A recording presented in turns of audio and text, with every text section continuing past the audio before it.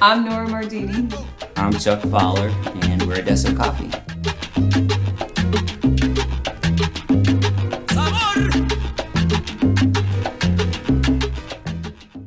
My entire life, I've been interested in coffee. Being a 5-year-old kid, I can remember sneaking in my mom's cabinet and making my own coffee with the Taster's Choice. In high school, hanging out with friends late at night at Waffle House or Perkins. I've always enjoyed coffee, and I even decided early on that I would drink coffee straight black, just to really appreciate the flavors.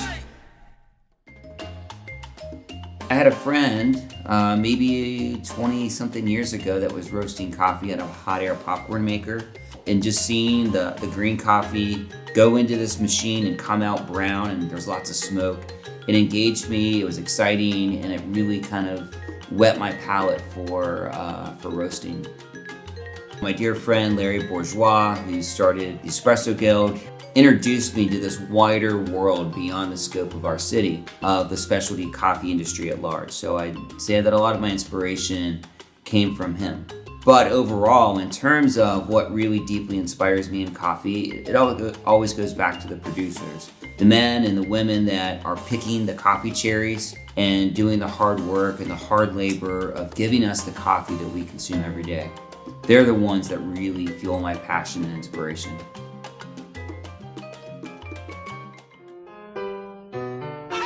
I started La Terza Artisan Coffee Roastery, which is still around today. After learning and really figuring out how to roast coffee, I wanted to start a wholesale coffee distribution business, selling coffee to coffee shops, training baristas, supplying them with the odds and ends they need to be successful. So I did that for quite a long time, maybe 15, 16 years. So that's been a majority of the work I've done in coffee. For a long time, of course, going back to, I was running a coffee roastery, working behind a machine and just packaging bags. I wanted to work directly with the consumer. Finding all these great coffees and roasting them is very exciting, but I felt like I was missing the piece of working directly with the end user, the person that was actually drinking the coffee and enjoying it. So it's always been in my heart to have a brick and mortar coffee shop.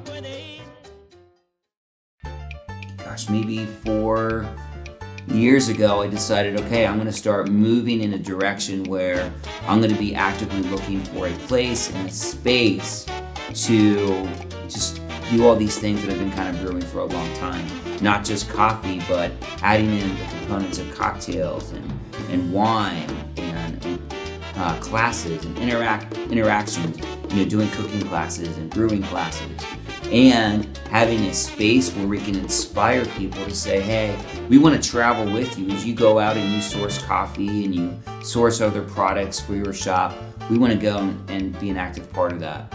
And so that's another dynamic and component of what our shop's about, and that provides us a space for that. And so with all these ideas, I felt like Adesso Coffee, which means now in Italian, it's a celebration of the moments that we're in, and a menu that revolves around simplicity and seasonality.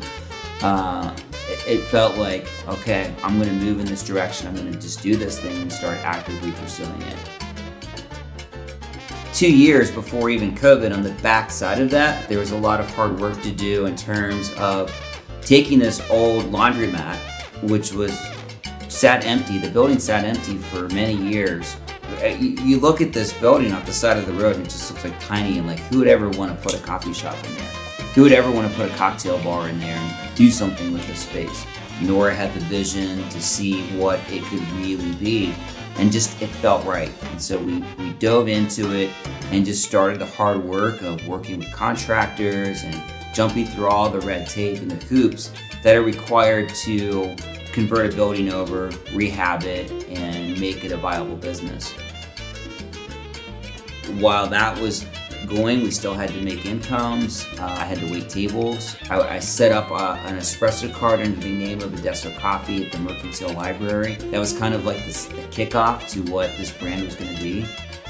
It was a long, hard road for 2 years of just constantly blood, sweat, tears, and believing and not giving up. And then we finally get to a place to where we can open our doors.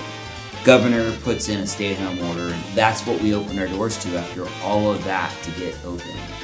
It was a little bit of a kick in the pants, but at the same token, there was no option to say, well, we're just going to stay closed. The only option that we saw was we're going to move forward, we're going to get through this, and we're not going to allow this thing to stop us. We have a lot going on at our place. We are more than just a coffee shop. We're more than just a place to come and consume things. I see us really being a place to come for experience. Adesso means now in Italian. There's a lot of layers to what that means. We have a menu that revolves around seasonality. So when we make a lavender latte, I'm not just grabbing a bottle of Monin syrup and dumping it into our espresso. We're actually going to the lavender field and we're picking the lavender.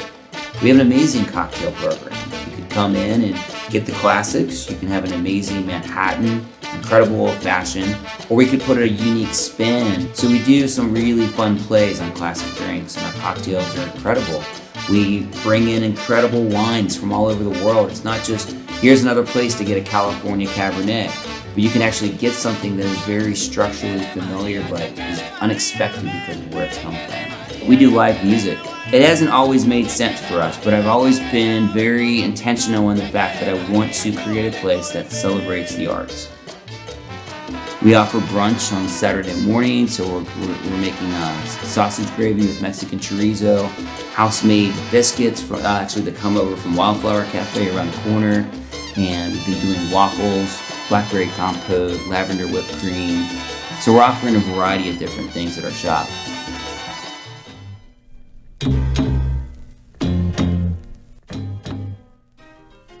We have a lot of dreams and a lot of plans for where we'd like to go in the next 5 years. I think we've only just scratched the very, very, very tip of the iceberg of what we want to see realized through Adesso Coffee.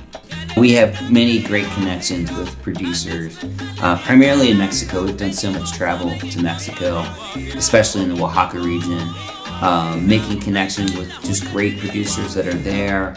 I love the coffee from that region and want to really demonstrate and just put that as a main feature in our coffee program at Adesso. For me, that's a fulfillment of the craft of roasting. It's beyond just roasting behind a machine, packaging a bag and sending it off. It's being more actively engaged in working with producers, roasting and sharing it directly with the end user. The way that I see it is that, yeah, we've got a great thing. We've got really great coffees. We have a beautiful space. And I think that we're a part of this larger narrative to say that specialty coffee matters.